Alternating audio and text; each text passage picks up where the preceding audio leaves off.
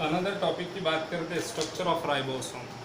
ठीक है, तो राइबोसोम का स्ट्रक्चर कैसा होता है, तो हम बात इससे पहले कर चुके हैं। क्या दो टाइप के राइबोसोम होते हैं, एक होता है 70S राइबोसोम और दूसरा होता है 80S राइबोसोम। तो 70S राइबोसोम की अगर बात करेंगे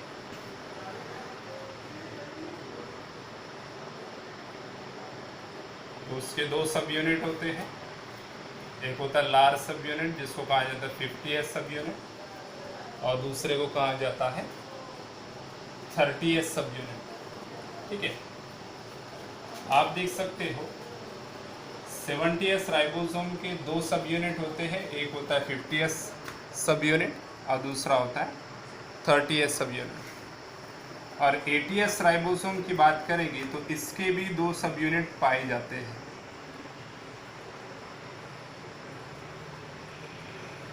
एक होता है 60S सब यूनिट, लार्ज सब यूनिट जो बड़ा वाला यूनिट होता है उसको कहा जाता है 60S सब यूनिट, और जो छोटा वाला होता है उसको कहा जाता है, जो स्मॉल होता है उसको 40S सब यूनिट कहा जाता है। ठीक है ना, तो आप देख सकते हो ये प्रोकैरियोटिक सेल के अंदर पाया जाता है ये राइबोसोम, और ये राइबोसोम पाया जाता है यूकैरियोटिक सेल के अंदर। ठीक है, यहाँ पर बताया हुआ है स्ट्रक्चर ऑफ राइबोसोम की बात कर, राइबोसोम का स्ट्रक्चर की बात कर रहे हैं। इसके दो सब यूनिट होते हैं।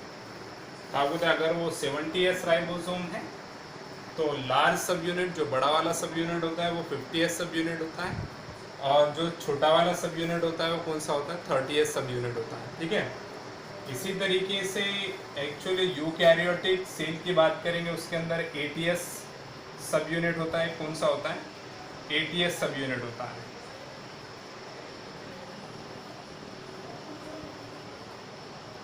और वो 80S सब यूनिट के दो 80S राइबोसोम होता है। 80S राइबोसोम के दो सब यूनिट होते हैं, एक होता है 60S सब यूनिट और दूसरा होता है 40S सब यूनिट। ठीक है ना, 68 सब यूनिट जो होता है लार्ज होता है, और 40S सब यूनिट जो होता है वो स्मॉल होता है। ठीक है, तो आप देख सकते हैं ये राइबोसोम इस तरीके से उसके जो सब यूनिट थे उस तरीके से दिखाई देते हैं। इसके बारे में डिटेल में बाद में बात करेंगे। राइबोसोम किस तरीके से बना होता है बाद में डिटेल में बात करते हैं, तो करेंगे। बात करते हैं, देखो लोअर लो इसमें लिखा है Mg डाइपॉजिटिव। अगर सेल के अंदर Mg डाइपॉजिटिव अगर कम है या लो कॉन्सेंट्रेशन में है तो स्मॉल सब यूनिट और लार्ज सब यूनिट एक दूसरे से डिसोसिएट हो जाते हैं, अलग हो जाते हैं। ठीक है, मैंने क्या सेंटेंस को बताया, आपको क्या बताया मैंने मैंने ये बताया कि अगर Mg डाइपॉजिटिव का कॉन्सेंट्रेशन अगर लो है, कम है, तो स्मॉल सब यूनिट और लार्ज सब यूनिट एक दूसरे से क्या होते हैं, डिसोसिएट हो जाते हैं। ठीक है, और इसी तरीके से अगर एडिशन हम Mg डाइपॉजिटिव का कॉन्सेंट्रेशन बढ़ाते हैं या एडिशन करते हैं या सेल के अंदर ज़्यादा होता है तो उस वक्त क्या होता है, ये लार्ज सब यूनिट स्मॉल सब यूनिट एक दूसरे से एसोसिएट होते हैं, एक दूसरे से एसोसिएट होते हैं, एक दूसरे से मिलते हैं। ठीक है, तो आप समझ चुके होंगे दो सेंटेंस यहाँ पर, दो एक्चुअली क्या बताने की कोशिश किया स्ट्रक्चर ऑफ राइबोसोम के अंदर। एक तो सभी स्ट्रक्चर ऑफ राइबोसोम के अंदर पहला होता है दो सब यूनिट होते हैं राइबोसोम के, एक होता है स्मॉल सब यूनिट, दूसरा होता है लार्ज सब यूनिट। और इसके अंदर बताया कि अगर Mg डाइपॉजिटिव का कॉन्सेंट्रेशन अगर लो दो उसके अंदर लो अगर है तो आप देख सकते हैं वो स्मॉल सब यूनिट और लार्ज सब यूनिट एक दूसरे से डिसोसिएट हो जाते हैं, अलग हो जाते हैं। अगर उसका कॉन्सेंट्रेशन बढ़ा दिया जाए, Mg डाइपॉजिटिव का कॉन्सेंट्रेशन बढ़ा दिया जाए तो आप देख सकते हैं वो क्या होते हैं, एक दूसरे से एसोसिएट हो जाते हैं। ठीक है ना, इसके बाद बात करते हैं लार्ज सब यूनिट और स्मॉल सब यूनिट के बारे में बात करेंगे।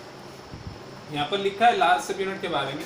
लार्ज सब यूनिट कैसा होता है, उसका शेप के बारे में, इसका स्ट्रक्चर के बारे में दिया है। आप देख सकते हैं डोम शेप स्ट्रक्चर होता है उसका। डोम शेप मीन्स व्हाट, आप देखेंगे जो आप देख सकते हो जो मस्जिद होता है उसका जो गुंबद होता है उस तरीके से उसका शेप दिखाई देता है, इसलिए इसको कहा जाता है डोम शेप। ओके, और दूसरी बात उससे एक्सप्लेन किया गया विथ 140 to 160 एमस्ट्रॉन इन डायमीटर। 140 से लेकर 160 आप देख सकते हैं एमस्ट्रॉन इसका डायमीटर होता है। ठीक है। उसके साथ साथ दूसरी बात यहाँ पर किया है, आप देख सकते हैं स्मॉलर सब यूनिट की। तो स्मॉलर सब यूनिट कैसा होता है, कैप लाइक स्ट्रक्चर होता है। कैप लाइक स्ट्रक्चर लिखा हुआ है, आप देख सकते हैं। ये कैप किसके ऊपर करता है, कैप किसके ऊपर होता है, लार्ज सब यूनिट के ऊपर होता है, राइबोसोम के, ठीक है ना। यहाँ पर दिया है नैरो क्लेफ्ट होता है। एक्चुअली आप देख सकते हो, फॉर एग्जांपल ये है, इस तरीके से राइबोसोम पाया जाता है, उसके बीच में थोड़ा सा गैप होता है, वो गैप के जरिए क्या होता है, एक दूसरे से वो राइबोसोम अलग होते हैं, वहाँ पर नैरो क्लेफ्ट पाया जाता है। इस डायग्राम में थोड़ा सा नाम दिया हुआ है यहाँ पर। नैरो क्लेफ्ट क्या होता है, कि एक्चुअली वो नैरो क्लेफ्ट जो होता है दोनों के बीच में छोटा सा गैप होता है, जिसकी वजह से आप देख सकते हैं स्मॉल सब यूनिट और लार्ज सब यूनिट एक दूसरे से क्या होते हैं, अलग होते हैं, ठीक है। तो फिर उसके बाद बात करते हैं लार्ज सब यूनिट की। तो लार्ज सब यूनिट जो है अटैच होता है, ईआर से अटैच होता है। जैसा यहाँ पर सेल ऑलरेडी बताया हुआ है कि सेल के अंदर होता है, सेल दिखाई दे रहा है, यहाँ पर इंडोप्लाज्मिक रेटिकुलम दिखाई दे रहा है। अब इंडोप्लाज्मिक रेटिकुलम की बात करते हैं तो इंडोप्लाज्मिक रेटिकुलम के दो टाइप्स होते हैं। एक होता है स्मूथ इंडोप्लाज्मिक रेटिकुलम, SER कहा जाता है, स्मूथ इंडोप्लाज्मिक रेटिकुलम, और दूसरा होता है rough endoplasmic reticulum. Endoplasmic reticulum के कितने टाइप है, दो, स्मूथ इंडोप्लाज्मिक रेटिकुलम और rough endoplasmic reticulum. Smooth endoplasmic reticulum उसको कहा जाता है जिसके ऊपर राइबोसोम अटैच ना हो, ठीक है ना। रफ इंडोप्लाज्मिक रेटिकुलम उसको कहा जाता है जिसके ऊपर राइबोसोम अटैच हो। जिस इंडोप्लाज्मिक रेटिकुलम के ऊपर राइबोसोम अटैच हो उसको कहा जाता है रफ इंडोप्लाज्मिक रेटिकुलम, और जिस इंडोप्लाज्मिक रेटिकुलम पर राइबोसोम अटैच ना हो उसको कहा जाता है स्मूथ इंडोप्लाज्मिक रेटिकुलम, ठीक है। उसके बाद देखो, आप देख सकते हैं लार्ज सब यूनिट लिखा हुआ है अटैच ER। आपको पता है जो लार्ज सब यूनिट होता है, जैसा ये राइबोसोम का बड़ा सब यूनिट है, ये किससे अटैच होता है, ER से, इंडोप्लाज्मिक रेटिकुलम। मगर वो कौन से इंडोप्लाज्मिक रेटिकुलम से, रफ इंडोप्लाज्मिक रेटिकुलम से अटैच होता है। कौन अटैच होता है, लार्ज सब यूनिट राइबोसोम का, ओके। उसके साथ साथ ओवर इट लाई स्मॉलर सब यूनिट, और आप बताइए ये लार्ज सब यूनिट के ऊपर कौन होता है, स्मॉलर सब यूनिट। यहाँ पर लिखा हुआ है लार्ज सब यूनिट के ऊपर एक्चुअली कौन होता है, स्मॉल सब यूनिट होता है, ठीक है। फिर यहाँ पर दिया है, आप देख सकते हैं स्टॉफलर एंड वेटमैन्स, इन्होंने जो मॉडल बताया था वो 70s राइबोसोम का मॉडल बताया था, ठीक है। उसके हिसाब से स्टॉफलर एंड वेटमैन्स ने, आप देख सकते हैं स्मॉल सब यूनिट जिसको 30s सब यूनिट जैसा यहाँ पर दिया हुआ है, एक्चुअली ये 70s राइबोसोम के बारे में लिखा हुआ, उसकी डायग्राम बताई हुई है कि एक्चुअली आप देख सकते हैं उसमें का ऊपर वाला जो दिखाई दे रहा है स्मॉल सब यूनिट, और नीचे वाला कौन सा दिखाई दे रहा है, लार्ज सब यूनिट दिखाई दे रहा है। मतलब स्मॉल सब यूनिट 30s सब यूनिट होता है, लार्ज सब यूनिट कौन सा होता है, 50s सब यूनिट होता है, ठीक है। तो स्मॉल सब यूनिट की अगर बात करते हैं, ये जो दिखाई दे रहा है, ठीक है। तो स्मॉल सब यूनिट कैसा होता है, इलॉन्गेटेड, मतलब इलॉन्गेटेड मीन्स और थोड़ा सा इस तरीके से लंबा थोड़ा सा दिखाई देता है, ओके। तो इस तरीके से इसको कहा गया इलॉन्गेटेड, और बैंड है, देखो यहाँ पर लिखा हो कैसा दिखाई दे रहा है, बैंड है, मतलब स्मॉल सब यूनिट बैंड होता है, ठीक है। उसके साथ साथ यहाँ पर उसने बोला 30s, ये जो 30s यूनिट है ऊपर वाला, अब ये पूरा जो 30s यूनिट जो दिखाई दे रहा है, तो इसके दो पार्ट होते हैं। एक होता है स्मॉल, ये छोटा वाला जो दिखाई दे रहा है स्मॉल, इसको कहा जाता है हेड, और लार्जर जो होता है उसको कहा जाता है बॉडी। मतलब आपको बताइए ये जो पार्ट दिखाई दे रहा है स्मॉल, ये स्मॉल जो दिखाई दे रहा है इसको कहा गया क्या, हेड, और ये लार्जर जो दिखाई दे रहा है इसको कहा गया बॉडी कहा गया, ठीक है। ये कैसा दिखाई दे रहा है आप देख सकते हैं, टेलीफोन रिसीवर, ये ऊपर का देख सकते हैं, जिसको इसको उठाएंगे तो इस तरीके से लग रहा है टेलीफोन रिसीवर लाइक दिखाई दे रहा है, या फिर इसको आप ये लिखा है दूसरे वर्ड में एम्ब्रियो जैसा दिखाई देता है। कैसा दिखाई देता है, एम्ब्रियो जैसा दिखाई देता है, क्लियर हो गया।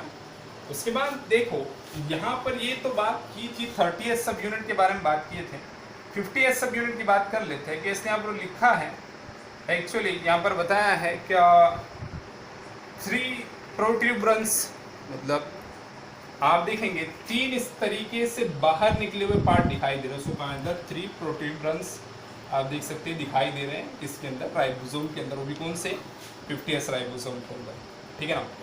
फिर यहाँ पर जो सेंटर वाला दिखाई दे रहा है, सेंट्रल, उसने यहाँ पर जो सेंट्रल वाला दिखाई दे रहा है वहाँ पर प्रोट्यूबरेंस कैसा है, प्रोमिनेंट है, मतलब बड़ा दिखाई देता है। जैसा आर्म चेयर होती है, जिस वक्त आर्म चेयर को दो साइड से हाथ रखने के लिए होता है आर्म चेयर पर, और बैक से टेका लेने के लिए होता है, ठीक है। तो आपको तो इसी तरीके से यहाँ पर जो दिखाई दे रहा है आर्म जैसा दिखाई दे रहा है, और पीछे से आपको तो कोई चेयर पे अगर टेका लेते हैं, बैक साइड, हमारे बैक साइड जो टेका लेते हैं तो उस तरीके से ही दिखाई देता है, ठीक है ना, आर्म चेयर लाइक दिखाई देता है। और इसका जो बेस होता है, इसका जो नीचे वाला बेस दिखाई देता है कैसा होता है, राउंडेड बेस होता है। तो ये राइबोसोम के बारे में बात किया, मगर ये राइबोसोम 70S राइबोसोम है। ऑलरेडी हमने यहाँ पर डिस्कस की कि 70S राइबोसोम के दो सब यूनिट था, 50S और 30S सब यूनिट, मतलब ये उल्टा बताया था यहाँ पर। इस तरीके से ये जो आप देख सकते हैं उल्टा है, और इस तरीके से सीधा बताया हुआ है कि ये जो दिखा स्मॉल सब यूनिट ऊपर है, लार्ज सब यूनिट कैसा है, नीचे है। यहाँ पर थोड़ा सा इस तरीके से रिप्रेजेंट किया था कि स्मॉल सब यूनिट नीचे है और लार्ज सब यूनिट ऊपर है, ठीक है। तो ये बात थी एक्चुअली स्ट्रक्चर ऑफ राइबोसोम के बारे में। तो आप समझ चुके होंगे कि स्ट्रक्चर ऑफ राइबोसोम किस तरीके से दिखाई दे रहा है। थोड़ा सा फिर से हम इसको रिवाइज कर लेते हैं। आप देख सकते हो, बात करेंगे स्ट्रक्चर ऑफ राइबोसोम। तो पहले हमने ये बात किए थे कि राइबोसोम के दो टाइप होते हैं, एक होता है 70S राइबोसोम, दूसरा होता है 80S ribosome. 70S ribosome prokaryotic cell के अंदर पाया जाता है, ठीक है, आप बताएं। और 70S राइबोसोम के दो सब यूनिट होते हैं, एक लार्ज सब यूनिट जिसको कहा जाता है 50S सब यूनिट, और स्मॉल सब यूनिट 30S सब यूनिट, ठीक है। और यूकैरियोटिक सेल की बात करेंगे तो उसके अंदर कौन सा राइबोसोम पाया जाता है, 80S ribosome. Large sub unit को कहा जाता है 60S सब यूनिट, और आप बताए स्मॉल सब यूनिट को कहा जाता है 40S सब यूनिट, ठीक है, ओके। उसके बाद मैंने यहाँ पर बताया था कि एक्चुअली Mg डायपॉजिटिव का कॉन्सेंट्रेशन अगर लो है, कम है सेल के अंदर, तो आप बताइए ये जो स्मॉल सब यूनिट और लार्ज सब यूनिट एक दूसरे से क्या होते हैं, डिसोसिएट हो जाते हैं, अलग हो जाते हैं, ठीक है। फिर यहाँ पर जो बताया गया, अगर Mg डायपॉजिटिव का कॉन्सेंट्रेशन अगर बढ़ा दिया जाए, ज़्यादा कर दिया जाए Mg डायपॉजिटिव का कॉन्सेंट्रेशन, तो एक दूसरे से क्या होंगे, एसोसिएट हो जाएंगे, ठीक है। कौन, आप द स्मॉल सब यूनिट और लार्ज सब यूनिट, ठीक है। उसके बाद फिर यहाँ पर जो बताया है लार्ज सब यूनिट और स्मॉल सब यूनिट के बारे में जो दिया था, तो स्मॉल लार्ज सब यूनिट के बारे में दिया कि डोम शेप होता है, डोम शेप स्ट्रक्चर होता है। डोम शेप मीन्स व्हाट, किसी मस्जिद का आप देख सकते हैं जो गुंबद होता है उस तरीके से दिखाई देता है, उथला हुआ शेप दिखाई देता है। अगर आपको देखना है तो ये इसको इस तरीके से पलटा के देखो या पलट कर देखो तो आपको इस तरीके से इसका शेप दिखाई देगा, dome shape large sub unit का, ठीक है ना। विद इसका आगे एक्चुअली डायमीटर कितना होता है, 140 to 160 एंगस्ट्रॉम बताया, ठीक है ना, ओके, इसका डायमीटर।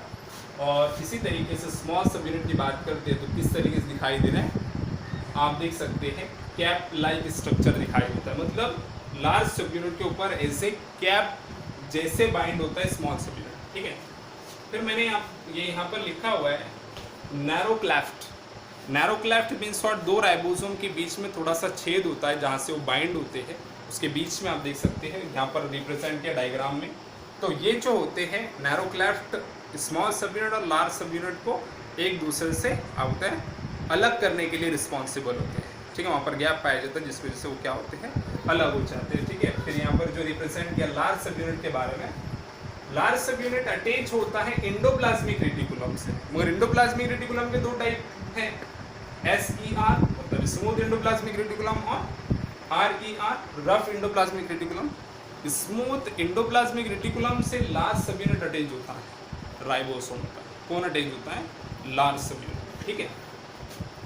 और ये जो बताया है लार्ज सब यूनिट, उसके ऊपर आपको होता है कौन होता है, स्मॉल सब यूनिट, यहाँ पर लिखा ओवर इट्स लाइज स्मॉल सब यूनिट, ठीक है।